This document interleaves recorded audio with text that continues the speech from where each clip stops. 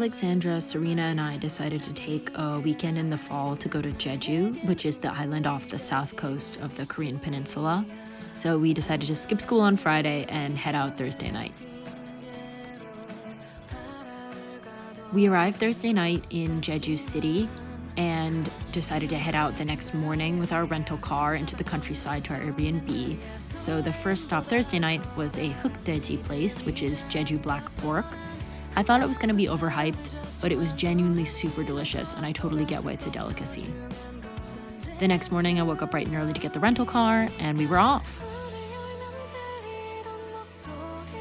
It's 7:30 a.m. and I'm on my way to go pick up our rental car. It's our first morning in Jeju. The weather is so beautiful. I'm just wearing a light long sleeve and I feel refreshed. It feels tropical. The foliage here, it's just like stepping onto a little paradise planet. It's insane.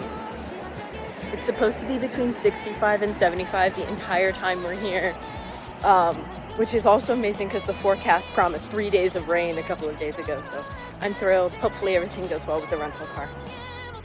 Our first stop on our road trip was this really cool valley with this riverbed filled with these giant rocks. We went for the foliage, but the rocks were really cool as well.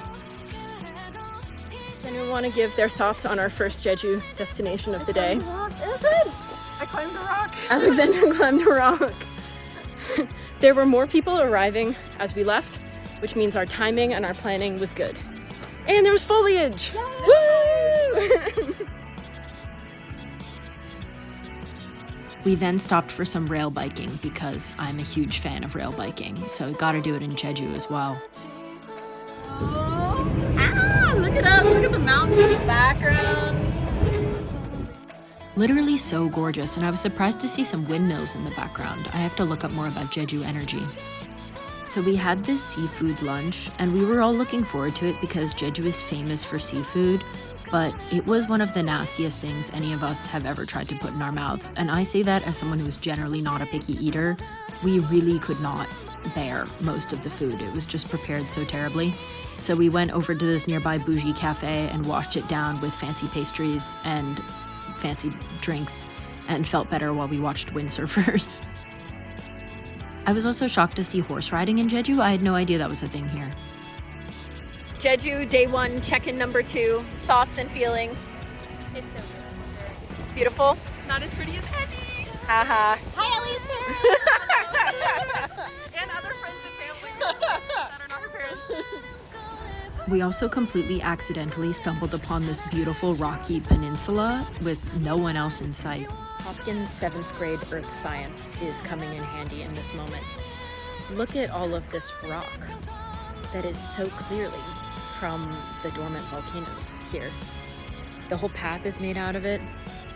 And then there's these tidal pools as well. It's just so cool. Igneous. We then went to check into our Airbnb, which is across from this beach and above this really zany looking coffee shop. It's part of a guest house run by the coffee shop owners. It was so fun. Welcome to Jeju day 2. This is the beach across from our Airbnb. I didn't even realize when booking it that this is what we were signing up for, but I just feel like I'm in a tropical paradise, but it's 70 degrees instead of 85, which is my dream come true.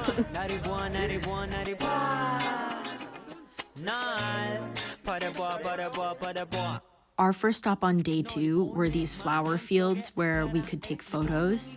But this was a major bucket list thing for Serena to take photos with this mole grass. I don't know how you pronounce that, but it's really, really starkly purple in real life. It was really cool. Then we drove down to the city, the southernmost city in Jeju. How would you know that it's November 3rd? That's crazy. Alexandra and Serena by the sea. Look at these cool cliffs. Oh my gosh, they're so big. Can't really tell, but then you look at that guy. Wow. The marketplace there was huge, and we found all different goods relating to the Jeju oranges, which are so famous. I still don't know the difference between all of them, but the halabong juice was delicious. You could really buy so many souvenirs in here, and we did.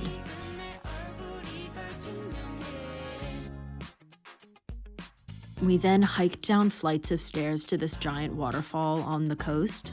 The snake warning totally freaked me out, but it was really fun, and the mist coming off it was so refreshing in the heat. It was one of my favorite things we did. Waterfall experience thoughts. Finally, sir! Charged with the positive ions. Positive ions have been received. It's so big. And now we will stairs. Next up, the Teddy Bear Museum was truly one of the most baffling experiences I have ever had. I still cannot get how strange this was out of my head. I can't even explain it. I just don't. Whoever came up with this concept, I'm just gonna let the images speak for themselves. I was...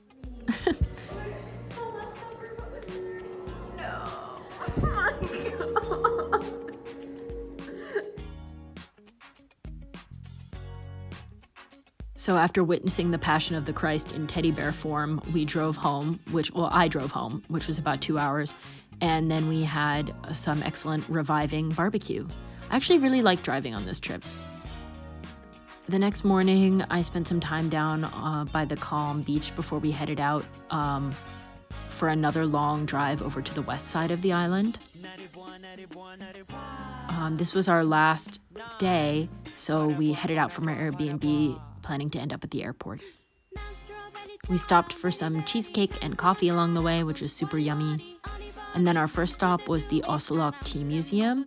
Oselock is a super famous Korean tea company, and Jeju apparently has ideal conditions for tea because of the volcanic soil and the moisture and the cloud cover and stuff.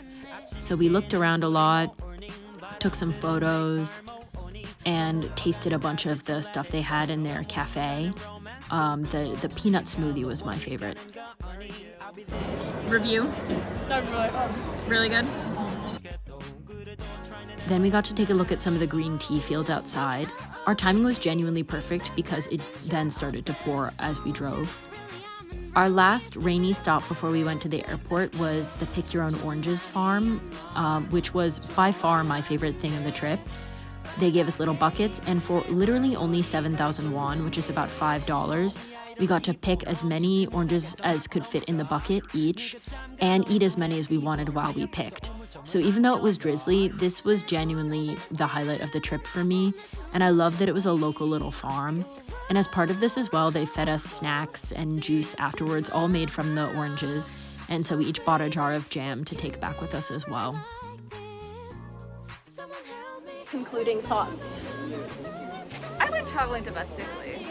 It's easier. It's easier. I like the orange farm the best. Yes.